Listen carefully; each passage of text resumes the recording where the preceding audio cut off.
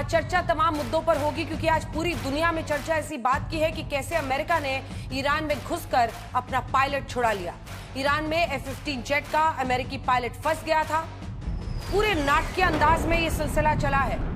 Friday की यह घटना है। सोचिए आप, अमेरिका का F-15 फाइटर जेट क्रैश करता है, पायलट इजेक्ट करते हैं, अमेरिका का ये पायलट ईरान में फंस जाता है। उसे IRGC खोज रही थी। ईरान की मीडिया पर, नेशनल मीडिया पर जोर जोर से बताया जा रहा था कि अगर ऐसा कोई भी अमेरिकी पायलट मिलता है उसे मारना नहीं है, पकड़ना है, बंधक बनाना है। लेकिन अमेरिका ने हैरत अंगेज और बेहद साहसिक ऑपरेशन में ईरान को चकमा देकर अपने पायलट को छुड़ा लिया। पायलट के इस रेस्क्यू ऑपरेशन को अमेरिकी राष्ट्रपति ट्रंप ने ईस्टर का चमत्कार कहा। सवाल है कि क्या ईरान के युद्ध को वो अब धर्म युद्ध की तरह देख रहे हैं। उधर ट्रंप ने ईरान को डील के लिए 24 घंटों की और मोहलत दी है, लेकिन तेवर सख्त है।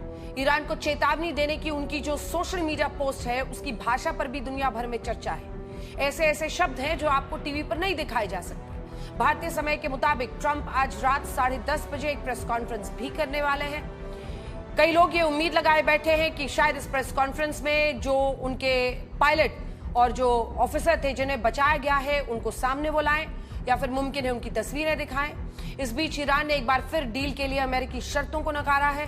सवाल है कि क्या ईरान के सिविल इंफ्रास्ट्रक्चर को अटैक करने का ट्रंप का अल्टीमेटम वाकई हकीकत बनेगा। ट्रंप का धर्म कार्ड, युद्ध और खतरनाक, यही है आज का हल्ला बोल का विषय। पहले ये रिपोर्ट देखिए। भयंकर युद्ध के बीच राष्ट्रपति ट्रंप की एक और नई टाइमलाइन आई है। ट्रंप ने सोशल मीडिया पर लिखा, ट्यूसडे 8 बजे ईस्टर्न टाइम। माना जा रहा है कि इस पोस्ट के जरिए ट्रंप ने 24 घंटे की और मोहलत दी है, जो भारतीय समय के मुताबिक बुधवार सुबह 5:30 बजे तक है। नई टाइमलाइन डालने से पहले ट्रंप ने सोशल मीडिया पर लिखा था, मंगलवार ईरान में पावर प्लांट डे और ब्रिज डे होगा, दोनों एक साथ। ऐसा पहले कभी नहीं हुआ होगा। स्ट्रेट को खोलो, नहीं तो तुम नरक जैसी जिंदगी जियोगे। बस देखते रहो। प्रेज बी टू अल्लाह, यानी अल्लाह का शुक्र है। इस पोस्ट की भाषा और इसमें लिखे कुछ अपशब्दों पर जहां नई बहस छिड़ी, वहीं ईरान की ओर से साफ कहा गया कि हॉर्मुज नहीं खुलेगा और ईरान पलटवार में पीछे नहीं हटेगा। ईरान अमेरिका को पलटवार की धमकी जरूर दे रहा है, लेकिन अमेरिका को झुकाने का एक बड़ा मौका ईरान ने तब गवा दिया जब ईरान की पहाड़ियों से अमेरिकी सील कमांडोज ने हैरतअंगेज ऑपरेशन में 30 से 48 घंटों बाद अपने 2 पायलटों का रेस्क्यू कर लिया। दूसरे पायलट को रेस्क्यू करने के लिए CIA ने माइंड गेम से ईरान को चकमा दिया। पायलट के रेस्क्यू से पहले ही ईरान में यह बात फैलाई गई कि पायलट का रेस्क्यू हो चुका है। इस वजह से IRGC ने अमेरिकी पायलट को पकड़ने के अपने अभियान का ट्रैक बदलकर अमेरिका को मौका दे दिया। पायलट रेस्क्यू ऑपरेशन पर ट्रंप ने सोशल मीडिया पर लिखा है, दूसरा अभियान पहले के बाद हुआ जिसमें हमने दिन के समय पायलट को बचाया, जो अपने आप में असाधारण है। हम ईरान के ऊपर 7 घंटे तक मौजूद रहे। रिपोर्ट्स के मुताबिक ईरान में गुम होने के बाद F-15 के पायलट को संदेश भेजा, पावर बी टू गॉड, यानी सारी शक्ति ईश्वर की है। इस संदेश पर एक संदेह भी हुआ कि कहीं पायलट दुश्मन के कब्जे में तो नहीं है। उधर अब जब पायलट का सफलतापूर्वक रेस्क्यू हुआ तो अमेरिका के युद्ध मंत्री पीट हेगसेथ का पोस्ट सुर्खियों में है, जिसमें उन्होंने लिखा है, गॉड इज गुड, यानी ईश्वर भला करता है। उधर राष्ट्रपति ट्रंप ने एक अमेरिकी न्यूज चैनल से इंटरव्यू में पायलट के रेस्क्यू को ईस्टर का चमत्कार कहा है।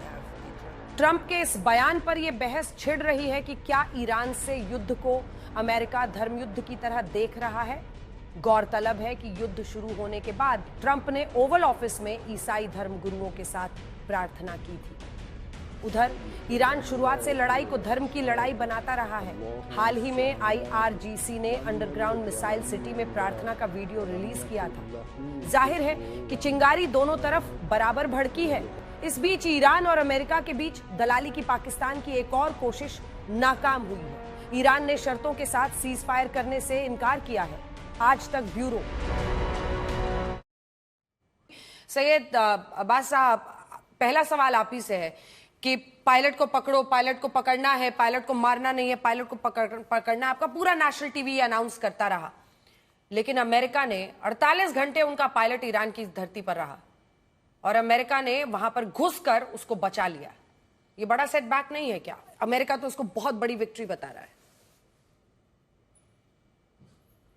जी शुक्रिया, बहुत बहुत आदाब अर्ज करता हूँ तमाम पैनलिस्ट को और आपको भी। सबसे पहले तो ये है कि अगर एक ऑपरेशन में जो यूएस के पिछले 50 साल में सबसे ज्यादा लॉसेस हुए हैं उनको 48 आवर्स के अंदर, वो कल का ऑपरेशन था, फ्राइडे से लेके संडे तक।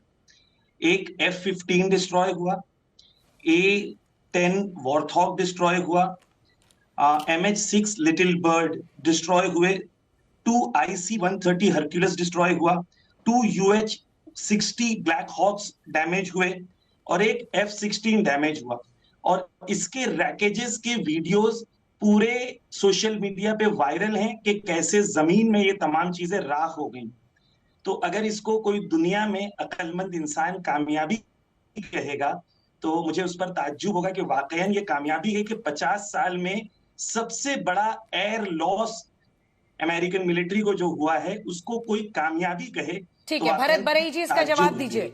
वो कह रहे हैं इतने सारे आपके विमान एक के बाद एक नष्ट हो रहे हैं। ऐसी नौबत आई कि जिन विमानों को आपने ईरान पट्टी पर, वहां पर ईरान में डेजर्ट पट्टी पर डाला था, वो टेक ऑफ नहीं कर पाई, उनको बर्बाद, उनको सीधा खुद ही नष्ट करना पड़ा अमेरिका को। देखो, बात ऐसी है कि जब लड़ाई होती है तो दोनों साइड का नुकसान तो होता ही है। अब आप देखो, अमेरिका और इजराइल हर रोज ईरान पर 200 से ज्यादा सॉर्टी उड़ा रहे हैं। तो अब 35 देश में आप देखें तो कभी 7,000 सॉर्टी हुई है। तो उसमें एक दो विमान या 5 विमान गिरेंगे, उसमें तो कोई नहीं है। वियतनाम वॉर हुआ, कभी भी हुआ, एक दो विमान तो गिर जाएंगे। दूसरा, आप जो बोल रहे हैं कि जो जमीन पर विमान थे वो नष्ट हो गए, देखो ये पहाड़ी इलाका था, वहाँ ये C-130 को लैंड करना था तो लैंड तो किया, लेकिन वो कोई टेक ऑफ हवाई नहीं कर पट्टी पाए। नहीं थी कि वहाँ से वो प्लेन उड़ सके। तो अमेरिका का ये स्टैंडर्ड प्रोसीजर है कि दूसरे के हाथ में टेक्नोलॉजी न आ जाए, इसीलिए वो विमान को नष्ट कर देना। तो हाँ, जरूर उनका विमान C-130 वहाँ से नहीं उड़ सका, तो उन्होंने दूसरे विमान मंगाए, सभी के सभी कमांडो को वापस ले लिए, जो पायलट नेविगेटर था उसको भी ले लिया, और अपने जो विमान जमीन पर थे उसको उड़ा दिए। वो तो स्टैंडर्ड प्रोसीजर है।